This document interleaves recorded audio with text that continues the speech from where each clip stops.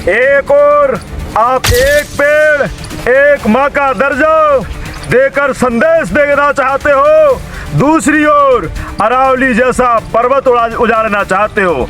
मैं पूछना चाहता हूँ आपसे, भारत सरकार में बैठे लोगों से, कि आपने उद्योगपतियों से भ्रष्टाचार के नाम पर अरावली जैसे पर्वत को उजाड़ने के लिए कितना पैसा ले रखा है? ये मेरा आपसे सवाल है। क्या भारत को रेगिस्तान पाकिस्तान की तरह बनाना चाहते हो? जिस प्रकार पाकिस्तान भुखमरी से जूझ रहा है, क्या भारत को उसी प्रकार बनाना चाहते हो? और नहीं चाहते हो तो मेरा सवाल है कि आप अरावली जैसे पर्वत को क्यों उजाड़ना चाहते हो?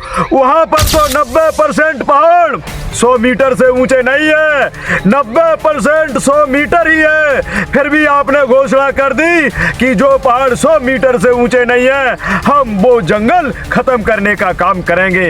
ये आपका चल क्या रहा है? आपके मन में क्या चल रहा है? क्या भारत की विविधता खत्म करना चाहते हो? इस प्रकार धीरे धीरे करके जंगल उजड़ेंगे, हमारे लिए स्वच्छ और स्वस्थ हवा कैसे मिलेगी? ये मेरा सवाल है। जिस प्रकार पाकिस्तान में भूखमरी से लोग मर रहे हैं, उसी प्रकार भारत में मारना चाहते हो क्या? और नहीं चाहते हो तो फिर आपने एक ऐसे कह दिया कि अरावली जैसा पर्वत हमें नष्ट करना है।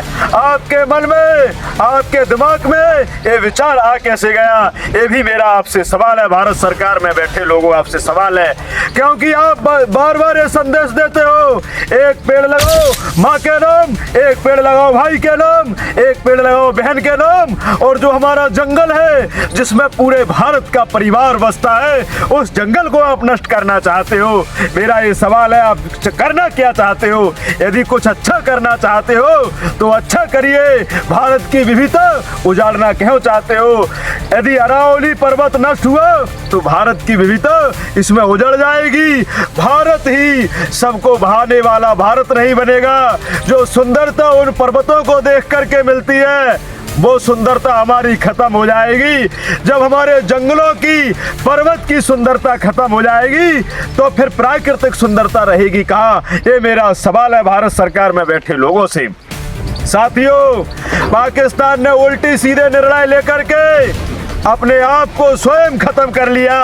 क्या पाकिस्तान की तरह ही हम भारत को खत्म करना चाहते हैं? और नहीं चाहते हैं तो फिर हमारे मन में, भारत सरकार के मन में उजाड़ने की कैसे सोच पैदा हो गई? ये मेरा सवाल है। दूसरी ओर मैं कहना चाहता हूं भारत सरकार के में बैठे लोगों से, आप मेरे लिए बताइए कि जो भूमाफिया हैं, हमारे मध्य प्रदेश में हो, उत्तर प्रदेश में हो या भारत के किसी भी राज्य में हो, उन्होंने शासकीय भूमि, पेड़ तो बचने ही नहीं दिए, गौचर भी भूमि नहीं बचने दी। और जो बड़े बड़े श्रृंखला पर्वत हैं, विशाल पर्वत हैं, जो 100-100 मीटर ऊंचे पर्वत हैं, 50-50 मीटर ऊंचे पर्वत हैं, उन्हें भ्रष्टाचार में लुप्त होकर के उद्योगपतियों से मिलकर के उजाड़ना चाहते हो। फिर देश में देखना क्या चाहते हो? देश को कैसा देखना चाहते हो? क्या अशोक का भारत देखना नहीं चाहते हो? सबको भाने वाला भारत देखना नहीं चाहते हो? क्या पाकिस्तान जैसी भुखमरी चाहते हो? पाकिस्तान जैसा भारत देखना चाहते हो? क्या दर दर की ठोकर भारत खाए, ये देखना चाहते हो? मैंने इतिहास को पढ़ा है, इतिहास में हमें पढ़ने को मिला है, विश्व के देशों में वास करने वाले लोगों ने भारत में ही आने की कोशिश की, लेकिन भारतवासियों ने कहीं पर जाने की कोशिश नहीं की। क्यों नहीं की? क्योंकि भारत के अंदर भुखमरी नहीं थी, भारत के अंदर भूखे पेट नहीं मरते थे, भारत के अंदर दया, भावना और करुणा थी, जीव जंतुओं सबके प्रति कहीं पर करुणा थी तो भारत के अंदर थी। इसलिए भारत सबको भाता गया और देश विदेश से लोग यहाँ आते गए और बसते गए। वो बसने का कोई कारण है तो अरावली जैसे विशाल पर्वत, जंगल और हमारी जमीन है, जहाँ पर हमारा स्वयं का सबसे बड़ा कोई बिजनेस है तो वो कृषि का धंधा आज भी 70% पूरे भारत में है। और प्राचीन काल में भी हमारा, यदि हमारी भोजन की कहीं क्षमता रही तो भारत में 90% कृषि करते थे। और मैं इस बात को समझता हूँ कि अरावली जैसा पर्वत नष्ट किया गया सरकार के द्वारा, तो भारत का 90% भूभाग की सुरक्षा पाकिस्तान की तरफ से खत्म हो जाएगी, क्योंकि पाकिस्तान जैसा रेगिस्तान बन जाएगा और पाकिस्तान बार बार भारत में अटैक करने की क्षमता में बना रहेगा। क्यों? क्योंकि पाकिस्तान को चीन का साथ है, अन्यथा पाकिस्तान हमारा कुछ नहीं बिगाड़ पाएगा।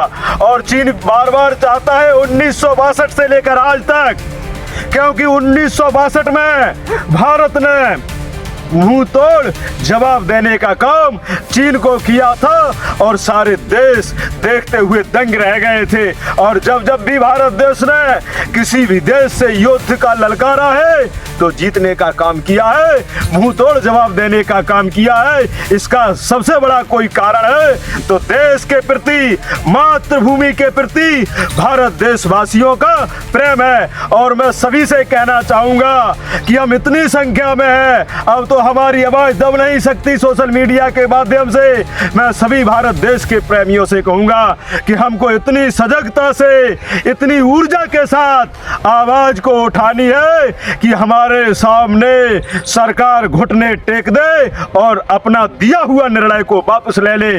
जिस प्रकार हमारे पंजाब और हरियाणा के किसानों ने किसानों की पीड़ा को उठाया और 2 वर्ष तक धरना दिया, तो भारत सरकार के लिए कानून वापस लेना पड़ा था और किसानों की बात माननी पड़ी थी।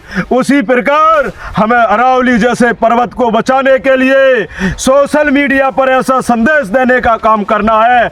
जितने भी लोग भारत सरकार में बैठे हैं, सांसद और विधायक है, प्रधानमंत्री और मुख्यमंत्री है, उनकी आंखों तक हमारी आवाज पहुंच जाए और वे झुक करके ये कहे कि अरावली पर्वत नष्ट नहीं होगा, वहीं का वहीं खड़ा रहेगा और जो भी सरकारी जमीन है, जंगल है, उसे सुचारू रूप से हम बचाने का काम करेंगे, जिससे हमारे लिए स्वच्छ हवा मिल